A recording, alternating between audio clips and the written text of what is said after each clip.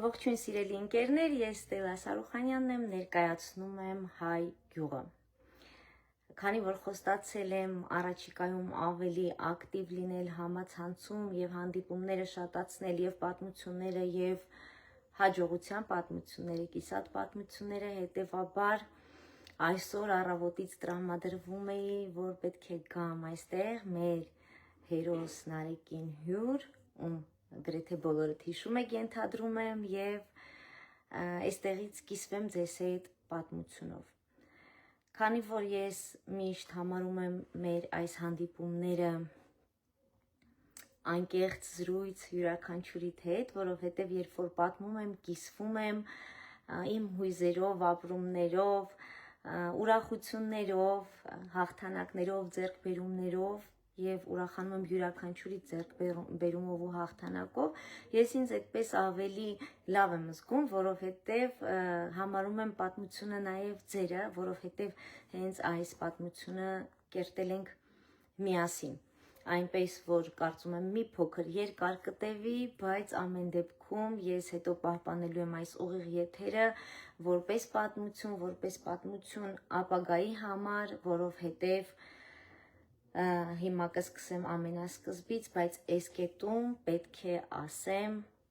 որ ինչպես նախորդ Արցախյան պատերազմը,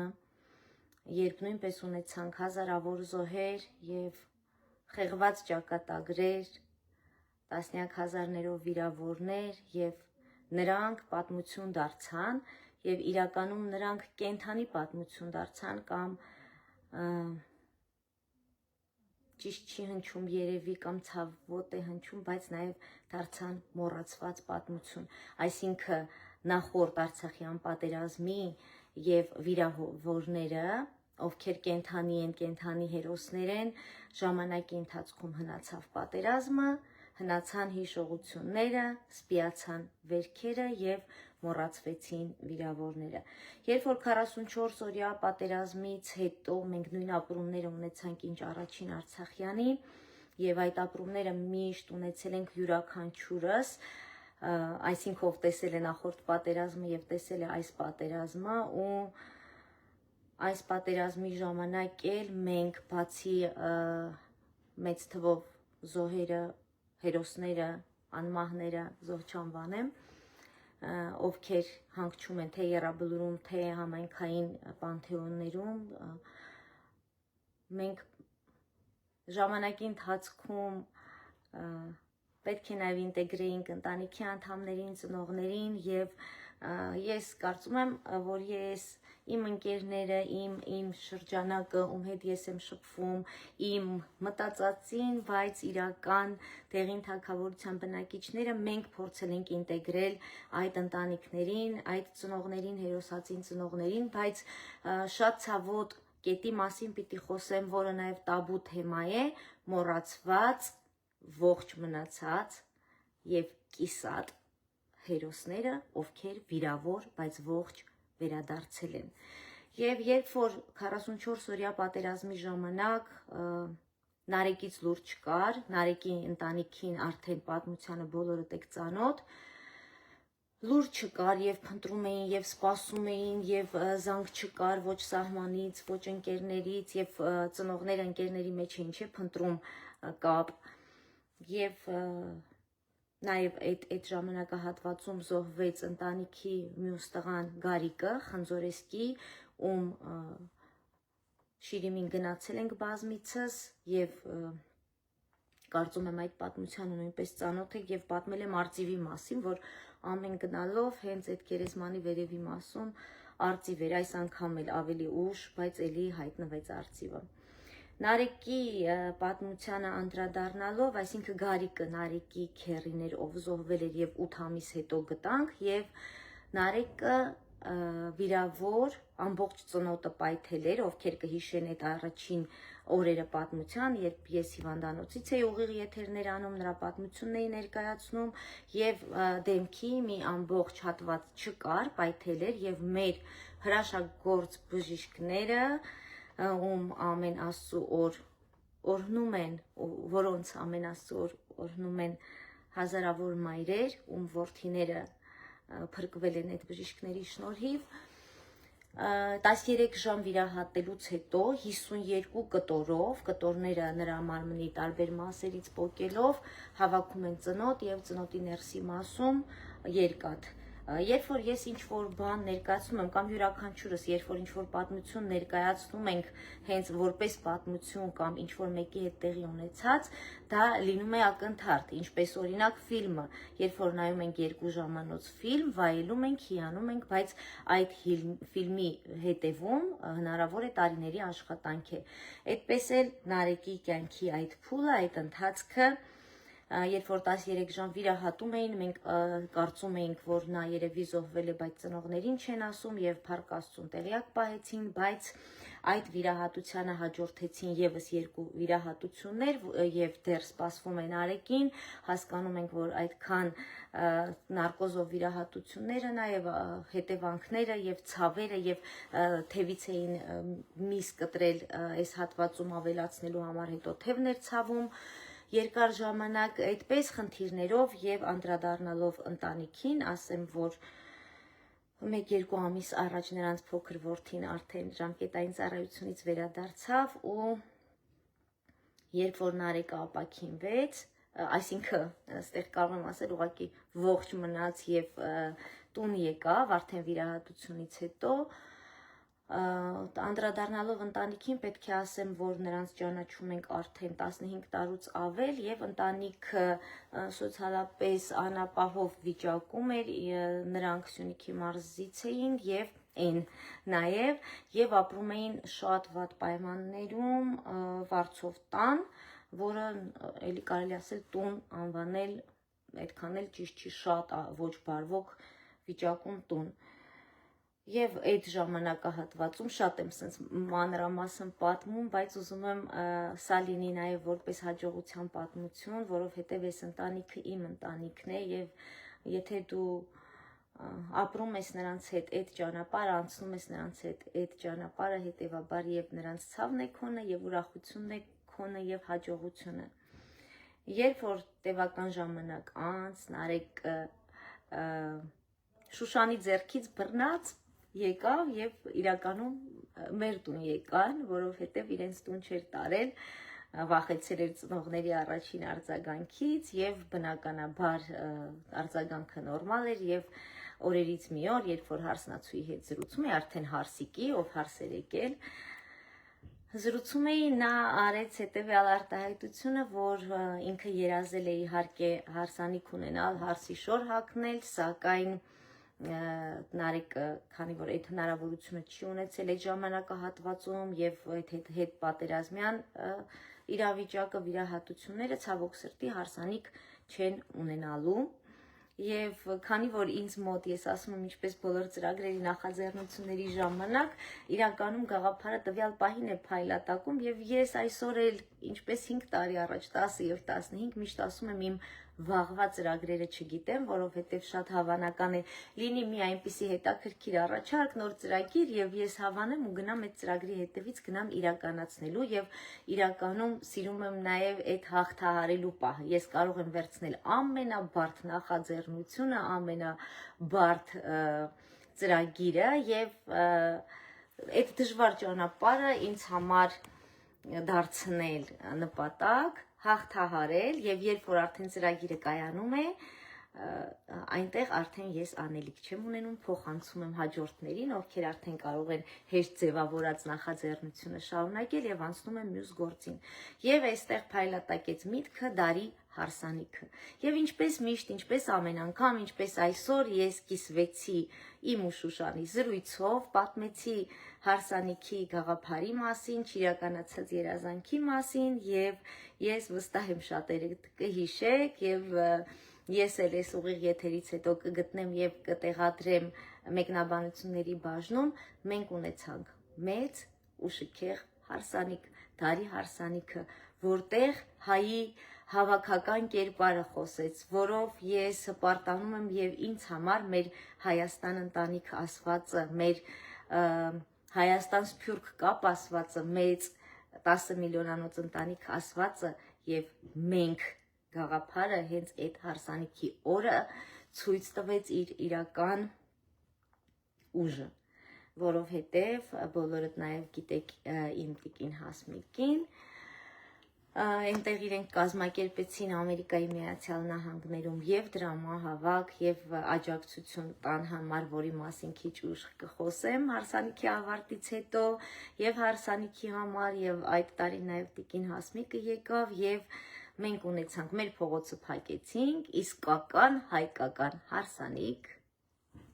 աթոռներ չունեինք, իշավոտնուկներ էր, սփռոցները տարբեր էին, ափսեները, բաժակները տարբեր էին, ովքեր գյուղի վրանային հարսանիք տեսել են կպատկերացնեն, եւ այդ օրը մոտ 200 հյուր ունեցանք, որոնց մեծ մասին ես չէի ճանաչում, բայց դա էր իմ իրական Հայաստանը, եւ մենք ունեցանք ամենաշքեղ հարսանիքը ինչ առումով, որ ամեն մեկը ով ինչ կարողացավ արեց, մեկը հյութերը ուղարկեց, մեկը գինին ուղարկեց, մեկը լավաշը ուղարկեց, Լիաննան տիրատա Ամերիկայի Միացյալ Նահանգներից մատանիներ ուղարկեց, անվանական կազմակերպեց եւ շատ ու շատ նվերներ, այս պահին չեմ հիշի, արդեն 4 տարի անցել է եւ ամենաշքեղ հարսի շորը հագավ Շուշանը, որովհետեւ աղջիկս Ալինան իր այդ TikTok, Instagram ես մի քիչ այդ հին սերունդն եմ, լավ չեմ տիրապետում, բայց կարողացավ եւ 2 տորթ ունեցանք, մեկի փոխարեն հարսանեկան պատկերացնում եք, չէ, դա ինչ նվերներ է եւ շքեղ հարսի մեքենա եւ լավագույն հանդիսավարը եւ Վահագրաշը երգեց, Սոնա Շահագելցյան երգեց եւ դա փողոցում էր։ Մենք փողոցը փակել էինք, կապել էինք վրան, լույսեր եւ իմ կյանքի լավագույն հարսանիքներ, որ ունեցա այդքան հույզեր, ապրումներ ու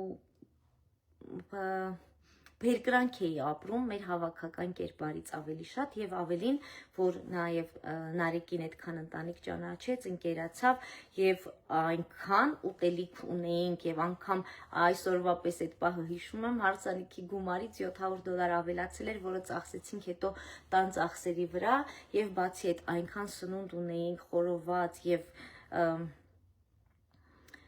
տարբեր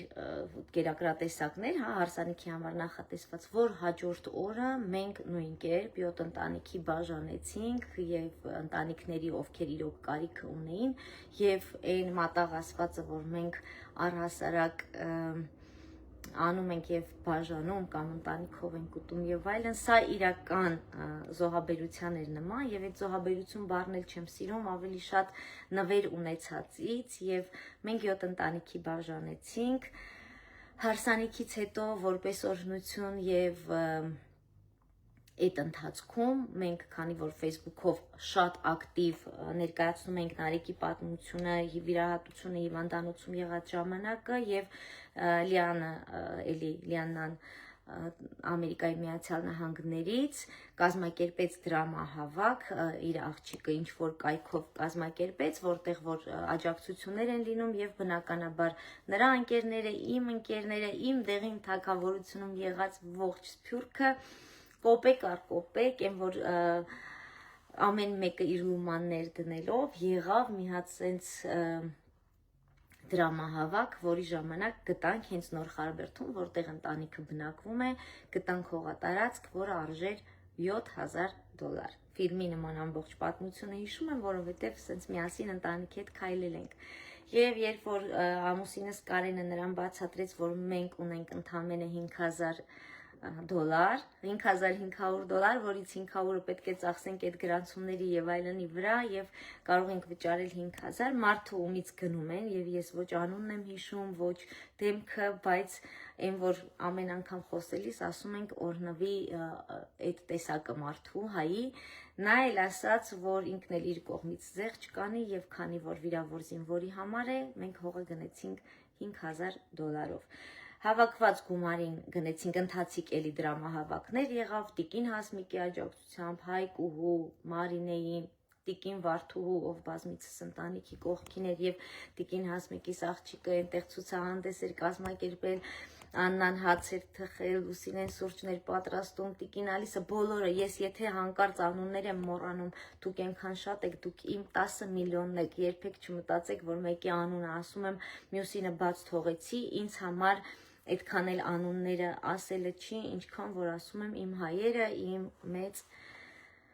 ընտանիքը հավաքական կերպարը, որ ես ընկալում պատկերացնում եմ, եւ այս վերջերս էլի խոսեցի այս մասին, բայց այս անկեղծ հանդիպումների եւ զրույցների ժամանակ հաճախ եմ անդրադառնալու, որ այն աշխարհը, որ ես ունեմ, այն դեղին, արևոտ, ջերմ, գունավոր, որտեղ դուք բոլորդ կաք, որտեղ ես յուրաքանչյուրիցդ ինչ որ բան սովորում եմ, պատրաստ եմ միշտ լինել յուրաքանչյուրիդ կողքին, իմ այդ աշխարհը, իմ ու ձեր այդ աշխարհը տարբեր է միգուցե մնացածի աշխարհներից, շատ մարդկանց աշխարհներից, որտեղ ավելի գաղջն է շատ, ավելի չարությունը նախանձն է շատ, եւ ես չեմ ուզում տեսնել կամ լինել այն աշխարհում եւ լինել այն աշխարհի բնակիչ, որովհետեւ ունեցա վերջին շրջանում փորձ եւ շատ հեշտ է ընկնել այդ աշխարհ, որտեղ որ մարդիկ իրար չեն սիրում, չեն կամենում եւ քո արածը իրենց են վերագրում, փառասեր են, դժվար է հետո հետ ինտեգրվել աշխարհ, որտեղ որ դու ապրել ես քո դեղին կալոշներով, հարթության վրա եւ այդտեղ մարդիկ իրական են, կեղծավորություն չկա, բոլորը անկեղծ են եւ այդ անկեղծությունը հնարավորություն տվեց Նարեկի համար գնել տուն, գնել տնակ եւ պատմում ու ողջևորվում եմ եւ այս ուղիղ եթերից հետո անպայման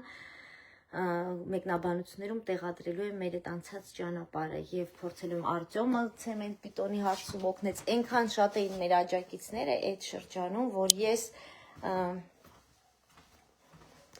դրա համար չեմ ուզում անուններ տալ, որ ինչ որ մեկի չմոռանամ։ Սա տնակն է, որը որ մենք գնեցինք, բայց դրանից հետո անցան տարիներ եւ քարը քարին դնելով քիչ-քիչ այդ դրվագն էլ պետք է ասեմ, որ հավաքված գումարը իդեպ պիտի ասեմ, որ Նարեկը այն տեսակն ու կերպարն է, ով տարբերվում է իր աշխատասիրությամբ եւ շատ զուսպ ու համեստ տեսակ է, այսպես կարող եմ նրան բնութագրել եւ անգամ այս ուղիղ եթերի հետ կապված, երբ որ ես պատրաստում եի եւ քննարկում էի ընտանիքի անդամների հետ, վստահ էի, որ նրան դուր չի գալու, բայց քանի որ մենք ունենք այն ինչ ունենք եւ իրավիճակը փրկել է պետք եւ այս տարբերակում յուրաքանչյուրիդ աջակցությունը կարևոր է նաև, եթե պարզապես կիսվեք, եթե կիսվեք եւ ձեր ընկերները տեսնեն, որովհետեւ դրսի հատվածից հիմա ես ցույց տալով կառաջանամ։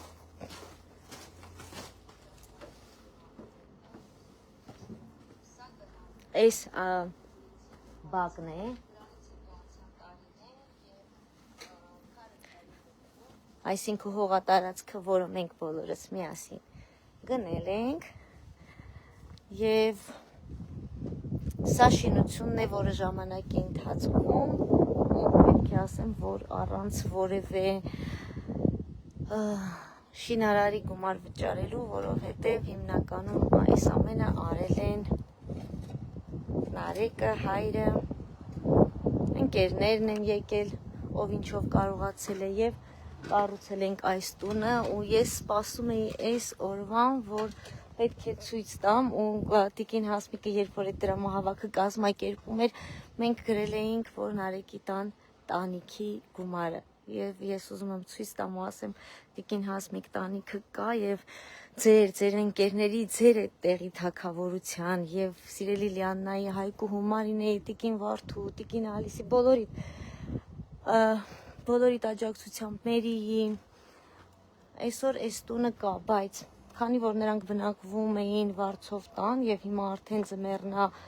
մութ է եւ իրենց տունը վաճառել էին, որտեղ որ ապրում էին, որ այդ տունը չէի սիրում, որովհետեւ շատ քանդված ու վատ տուն էր։ Շատ քիչ ժամանակ են տվել մարդիկ, ովքեր տունը վաճառել են, այդ էլ ինձ դուր չի եկել, որ գոնե ընտանիքին պետք էր 2 ամիս տալ, որպեսզի ընտանիքը կարողանար գոնե տուն գտնել եւ տեղափոխվել եւ քանի որ հիմա չեն կարող եւ շինարարություն անել եւ ուրիշ Վարձով տան ապրել եւ հեշտ չի արդեն Վարձով նորից տուն գտնել կամ ապրել, տեսեք լուսամուտներն էլ եմ ցույց տալու, բայց լուսամուտները արդեն պատվիրված են եւ եթե ես 2 օր անց գամ, լուսամուտները տեղադրված կլինեն եւ սա տնակն է, ովքեր կհիշեն այդ տնակի տեղափոխումը ինչ դժվար էր, որովհետեւ այդ մեծ մեքենան չէր մտնում փողոցը եւ ուզում եմ այն արդեն կրիտիկական կետին անդրադառնամ, որ վաղը չէ մյուս օրը ընտանիքը պետք է տեղափոխվի այստեղ։ Այսինքն պետք է քնեն այս երկու սենյակում տնակի եւ ամբողջ իրերը պետք է տեղափոխեն։ Ամենահրատապ հարցը արդեն բոլորը հիշում եք, որ փոքրիկ ունենք Հայկը, ում հետ նույնպես հաճախ նկարներ ենք տեղադրում եւ երկրորդ բալիկին է սպասում Նարեկը, ընտանիքի անդամների, մայրիկի առողջական խնդիրների մասին չեմ ուզում հիմա խոսեմ ուղիղ եթերով, բայց լավագույն վիճակներից չի։ Եվ հիմա այս հատվածը ես չեմ կարող քառակուսի մետրով ասեմ եւ այս Այնտեղ սանհանգույցը, այստեղ հատված, որտեղ սառնարան լվացքի մեքենա պետք է տեղադրվի եւ այստեղ կլինի խոհանոցը եւ այս պահին ամենահրատապը, որ պետք է հատակը արվի ռուսերեն սյաժկա երևի, այդ ցեմենտ բիտոն ասվածը պետք է արվի եւ այս պահին նրանք այլևս այդ հնարավորությունը չունեն։ Եթե կգտնվեն մարդիկ, ովքեր կցանկանան աջակցել ընտանիքին, ես հենց մայրիկի հեռախոսահամարն եմ տեղադրել, որպեսզի անմիջապես նրա հետ կապ հաստատեք եւ նաեւ պետք է խնդրեմ կահույքի հարցով, որովհետեւ եթե ինչ-որ մեկը ունեք փափուկ կահույք, ննջասենյակի կահույք եւ չեք օգտագործում կամ նորն եք գրել եւ գնել եւ հինը պետք է նվիրեք, ապա խնդրում եմ այդ առումով էլի կապ հաստատեք եւ նվիրեք ընտանիքին։ Նույնը սանհանգույցի գույքի հետ կապված պետք է ասեմ խոհանոցի, միգուցե արձագանքի ինչ որ խանութ շինանյութի, ով որ սանհանգույց է ներկրում, կոնտակտներ էլ չունեմ նմանատիպ, բայց խնդրելու եմ, ով ինչպես պատկերացնում է այդ աջակցությունը, խնդրում եմ ուղիղ եթերով կիսվեք, նշեք այդ կազմակերպություններին, որովհետև ամեն անգամ ես ասում եմ, որ անգամ գրառումով կիսվելը աջակցություն է, որովհետև մենք չգիտենք այդ օգնող ձեռքը որտեղից մեզ կմեկնեն, որովհետև հնարավոր է մարդիկ, ովքեր ցանկանան օգնել, իմ ընկերների մեջ չլինեն, լինեն ձեր ընկերների մեջ եւ յուրաքանչյուր աջակցություն այս տարբերակում շատ կարեւոր է ու քանի որ ընտանիքը օր չունի, այսինքն ինչպես նշեցի, վաղը չէ մյուս օրը իրենք պետք է արդեն տեղափոխվեն այստեղ, մենք ունենք 2 օր այս ցեմենտ բիտոնի հարցը լուծելու համար։ Ընթացիկ աշխատանքների մասին նույնպես տեղյակ կպահեմ, շնորհակալ եմ, որ հետևում եք իմ ուղիղ եթերներին, շնորհակալ եմ, որ ինձ հետ եք, շնորհակալ եմ, որ կաք եւ չմոռանաք կիսվել այս եթերով, ասում եմ ձեզ ամենալավն ու բարին եւ արև ձեզ։